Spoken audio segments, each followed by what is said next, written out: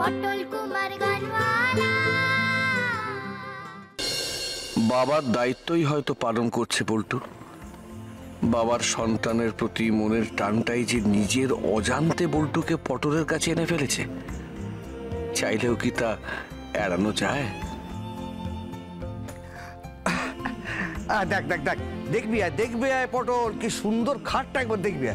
চলে দেখ কি নরম বালিশ, টিপে টিপে দেখ। হ্যাঁ এই দেখ, এইটাকে চাপা দিয়ে শুবি। খুশি?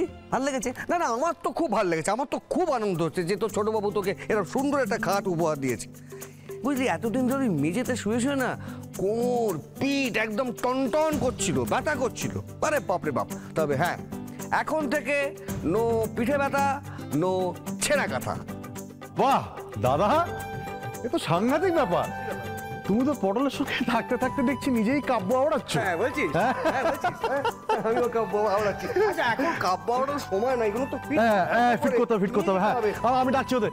ও ভাই, শুনতে পাচ্ছেন সব? এসব ভেতরে আসুন, ভেতরে আসুন, ভালো করে এগুলোকে সব নিয়ে যান ওপরে গিয়ে। আমি বলে দিচ্ছি কোথায় রাখতে হবে। আসুন আসুন আসুন। হ্যাঁ যাচ্ছি। হ্যাঁ চল। এই বৌদি, একটু দেখো তো ওরা ঠিক মতো ওপরে যাতে নিয়ে যায়। থাকো।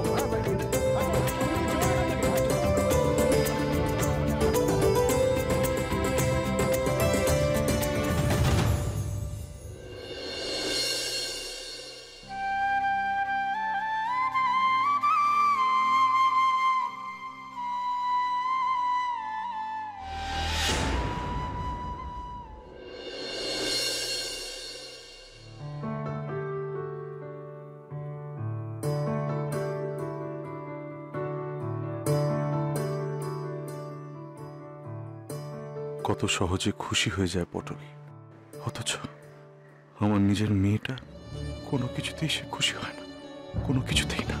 দেখ বল্টু, তুই তো পটলের অনেক উপকার করলি, আর একটা উপকার করে দিই ভাই।